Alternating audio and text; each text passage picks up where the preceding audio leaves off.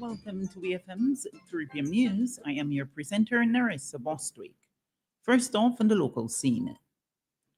The Center for Enterprise Development Inc., CED, is hosting two events this week that will mark the commencement of its execution of its project that focuses on climate change impact on women and underserved communities in St. Vincent and Grenadines, entitled Unlocking Opportunities Through Climate Change Initiatives, UOCCI.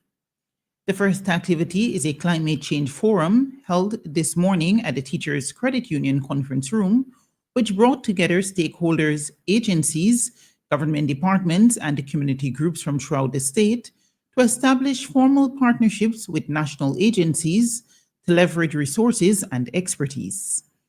Following the forum, representatives of community groups will be engaged in a two-day workshop on financial literacy for micro, small, and medium enterprises, MSMEs, on November 4th and 5th at French's House from 9 a.m. to 4 p.m. daily.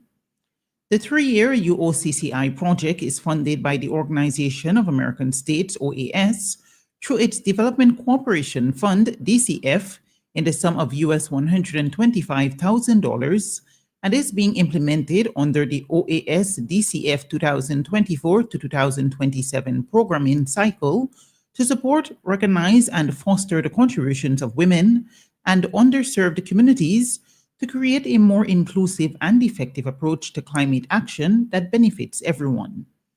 The goal of the UOCCI project is to reduce the impact of climate change to enhance livelihoods and increase economic opportunities for women and vulnerable communities.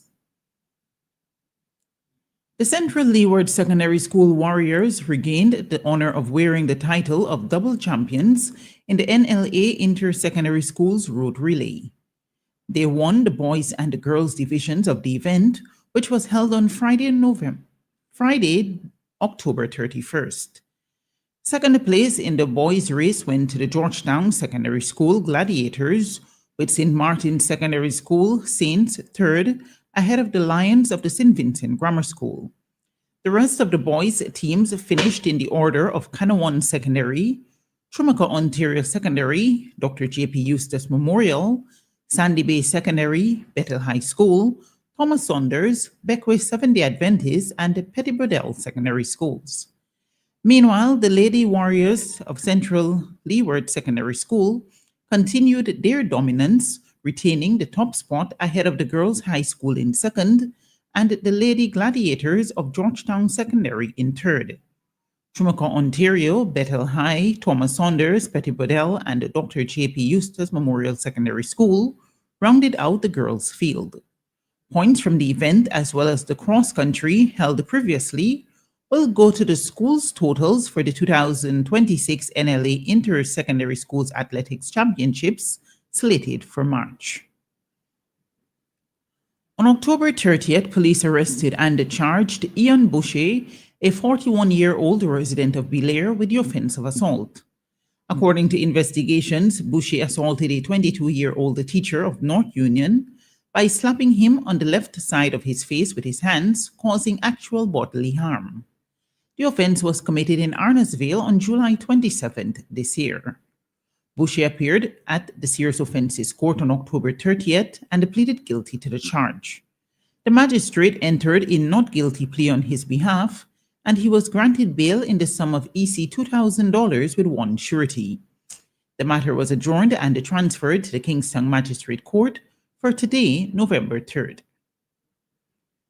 In regional news, Guyana's President Irfan Ali has promised to get to the bottom of the recent bombing at the mobile gas station on Regent Street that claimed the life of a 6-year-old girl.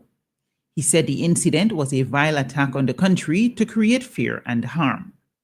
The Guyana Police Force arrested the main suspect along with 8 others who all remain in custody. They are expected in court this week. The main suspect is a Venezuelan national. Addressing the Guyana Defense Force's 60th anniversary church service on Saturday, the president said the attack was nothing short of terrorism.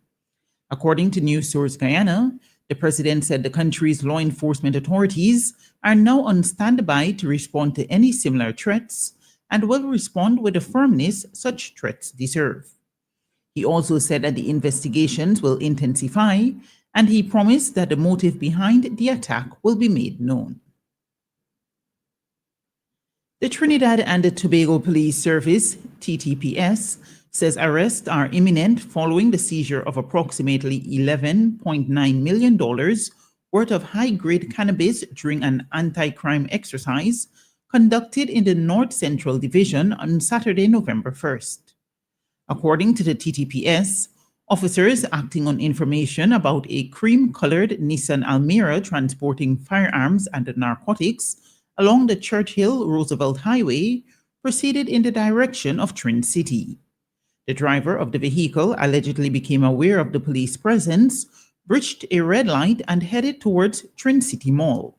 After a brief chase, the suspect, who is said to be known to the police, abandoned the vehicle in the mall car park and fled on foot into the mall, evading capture.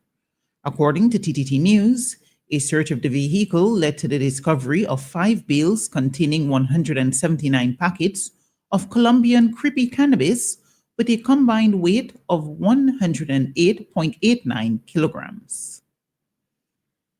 In news and international scene, the Maldives has banned young people born on or after January 1st, 2007 from smoking tobacco, becoming the only country in the world to enforce a nationwide generational tobacco prohibition. The Archipelago Health Ministry announced on Saturday that it would be illegal for younger generations to use, buy, or sell tobacco within the country. The ban reflects the government's strong commitment to protecting young people from the harms of tobacco, the ministry said. Ahmed Afal, vice chair of the Archipelago's Tobacco Control Board, told the BBC World Service's NewsHour program that the country's general vaping ban last year had been a good step towards a generation of tobacco-free citizens. And finally on the news at this hour, at least 20 people have died after an earthquake struck northern Afghanistan, authorities say, with the toll expected to rise as rescue efforts continue. Hundreds have also been left injured, officials told the BBC. The earthquake struck near Mazar-e-Sharif, one of the country's largest cities, that is home to about 500,000 people, at around 1 a.m. today. It had a magnitude of 6.3 and a depth of 17 miles, according to the U.S. Geological Survey, and was marked at the orange alert level, which indicates significant casualties are likely. More than 530 people have been injured, according to the Taliban government health ministry. This has been WeFM's 3 p.m. news. I have been your presenter, Narissa Bostwick, saying thank you for listening. Our next newscast will be presented at 5:30 p.m. Be sure to join us then.